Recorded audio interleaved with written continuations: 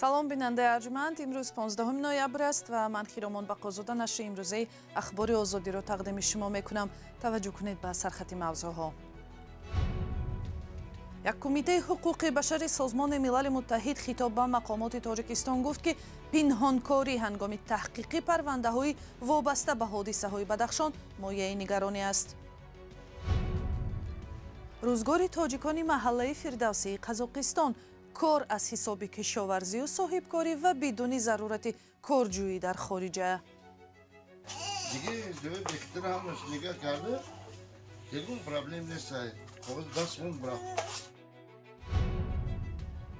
боғе дар дили кӯҳҳои дарвози Тоҷикистон боғбони ҷавоне дар деҳаи Жак аз масофаи 5 километр об кашида боғи анорубиҳӣ бунёд кард.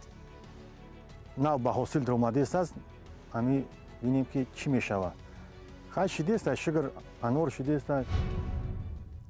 як кумитаи ҳуқуқи башари Созмони Милал гуфтааст аз гузоришҳо дар бораи боздоштҳо дар робита ба нооромиҳои Бадахшон ва аз ҷумла ҳомиёни ҳуқуқ ҷиддан нигарон аст. Кумитаи ҳуқуқи иқтисодӣ ва маданӣ ки моҳи октябр гузориши Тоҷикистон дар бораи муроати ҳуқуқи инсонро баррасӣ кард, гуфтааст ки пинҳонкорӣ ҳангоми таҳқиқи парвандаҳо мояи нигаронӣ аст. дар хулосаҳояш доир ба гузориши Тоҷикистон ки рӯзи 14 ноябр нашр шуд, кумита аз ҳукумат хостааст шаффофият дар муҳокимаҳои боздоштшудагонро таъмин кунад. баъди нооромиҳои тобистони имсол дар Бадахшон 10 нафар аз ҷумла фаъолони маданӣ боздошт ва ба зиндон маҳкум шуданд. бар асоси пешбиниҳо имрӯз 15 ноябр шумори сокинони тамоми сайёра ба 8 миллиард нафар баробар мешавад. дафтари нуфусшумории Созмони Милали Муттаҳид мегӯяд афзоиши аҳолии сайёра баёнгари он аст ки пешрафт дар сифати хидматрасонии тиббию беҳдоштии хатари маргу мири инсонҳоро камтар ва умри миёнаи аҳолии заминро дарозтар кардааст. аз ин 8 миллиард нафар 10 миллион нафараш дар Тоҷикистон зиндагӣ мекунанд. дар ин рӯз ҳамкорони мо аз раҳгузарон дар Душанбе ва Бохтар пурсиданд ки оё афзоиши аҳолӣ барои Тоҷикистону сайёра аз назари онҳо хуб аст ё бад? гуфта намеша ки зарар мерасонам фоида. ҳам зарар ҳам мерасонам фоида. бисёр одами оҷи бекорӣ бисёр меша, хурду хӯрок кам меша ки хурду хӯрок ба статистика бисёра. мегӯянд ки хурду хӯрок ҳамада мераса аҳолида. саволи спор не аст, саволи беҳад қин. ин зиёд шавад, хӯрокворӣ ҳам зиёд мешавад, абада ҳама сод мешавад, нақд мешавад. хоҳаи кори зиёд мешавад, ҷои кор зиёд мешавад. ҳола зиёд шавад, бо чанд қавл зиёд боша, ҳамқа хуб аёд. ҳама дунё тинч шава, ҳама соз мешавад. масалан хубаш пешрафти давлат мешавад, масалан вақти аҳолӣ зиёд шед. масалан баъдаш ҳамин қилае ки давлатҳои қашшоб ҳаст дар рӯи ҷаҳон ки масалан ба мисли Африка мисол ҳолошон аз мидаи ташнагӣ азият мекашанд. Бог говорит, что никакого голода не будет, потому что он спасет все население земли.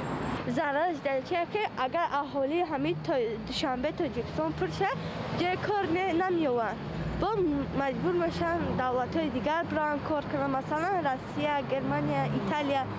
هوا ویران میشه و زواد و فابریکا بسیار شده سر. باد و هوا دیگرگون شدن میگیره.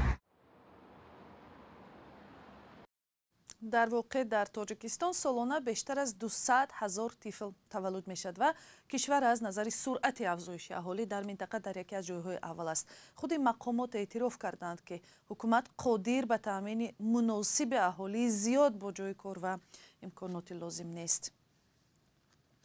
Владимир Зеленский, раис ҷумҳурии Украина, рӯзи 15 ноябр гуфт, фурсати он расидааст ки ба ҷанги Русия дар Украина хотима дода шавад. ва ҳангоми муроҷиати видеоӣ ба раҳбарони кишварҳои гурӯҳи БИЗ дар Индонезия гуфт, мутмаин аст ҳоло фурсати он расидааст ки ба ҷанги вайронгари Русия хотима дода шавад ва ин ҷангро метавон поён дод. Сергей Лавров, вазири умури хориҷии Русия, дар ин нишаст гуфт, талабҳое ки Украина барои қатъи ҷанг мегузорад қобили қабул нест. ҷанг дар Украина сокинони худи Русияро ҳам норозӣ ва гурезон кард ва ҳоло ин шаҳрвандони фирорӣ сабаби пешрафти иқтисодии кишварҳои мизбон шудаанд. гузориши ҳамкорам Зарангези Наврӯзшо дар ҳамин бора аст. اقتصاد گرجستان پس از آغاز حمله بی‌دلیل روسیه به اوکراین برعکس کشورهای اروپایی که گرفتار مشکلند با سرعت رشد کرده است. دلیل هم فرار بیش از 100,000 شهروند روسیه بوده است که از سیاست‌های کرمل بر ضد اوکراین ناراضی بودند و به گرجستان پناه بردند. آنها سرمایه خود را در این کشور ریختند. کار در همه بخش‌ها خیلی خوب پیش می رود. منظور من این است که سرکرده از شرکت‌های خرد تا بزرگ و سودای چکنه تا بخش‌های دیگر خیلی خوب کار می‌کنند. یگان بخش نیست که امسال به مشکل دچار شده باشد. مقامات گرجستان میگویند سال روان نه کمتر از 112,000 روسیگی‌ها به این کشور آمدند. صاحب بزرگترین بانک گرجستان میگوید آمدن مهاجران روس که با خود امکانیت و دانش‌های نو می‌آورند به فایده این کشور است. این مهاجران خیلی فایده آورند، زیرا نصفی از آنها یا شاید اکثریت خیلی جوانند، دانش‌های نو و تکنولوژی دارند. استفاده از این فرصت و امکانیت به فایده ما و شرکت‌های گرجی است. از ماه اپریل تا سپتامبر روس‌ها طریق بانک و دیگر خدمات انتقال پول به گرجستان بیش از 1 میلیارد دلار فرستادند. این مبلغ 5 برابر بیشتر از همین دوره سال 2021 بوده است. قربی لاری پول گرجی به طور بی سابقه بالا رفت. پیشگویی می شود که سال 2022 حجم تولیدات در این کشور 10% بالا می رود. اما از این وضع نه همه راضی است، چون نرخ‌ها در این کشور بالا رفتند و متخصصان روس جای ساکنان محلی را در دریافت کار تنگ کردند. اجاره خانه در تیفلیس 75% بالا رفته است. اگر ما خرج مصالح و صرف نیروی کاری را به اینابت گیریم می‌بینیم که در اصل در گرجستان بالاروی نرخ خانه‌ها به افزایش نرخ محصولات و نیروی کاری برابر است. این به این معنی است که آمدن روس‌ها به بالاروی نرخ‌ها تاثیر زیاد نگذاشته است. رشد اقتصادی گرجستان بسیاری از تحلیلگران را که پیش بینی می‌کردند جنگ به این کشور پیامدی فاجعه بار خواهد داشت در حیرت گذاشته است. اقتصاد این کشور به همسایه‌اش روسیه وابستگی سخت دارد. کارشناسان بر این باورند که پیشرفت اقتصادی گرجستان در دوام نمی‌کند. آنها پیشنهاد می‌کنند که کشور باید از حساب پول‌هایی که حالا به دست می‌آورد برای پرداخت قرض‌ها و ذخیره اسعار خارجی استفاده کند. صاحبکاران نگرانند که با ختم جنگ و رفتن روس‌ها احتمال وضع اقتصادی و سطح درآمد در گرجستان یک باره پایین رود.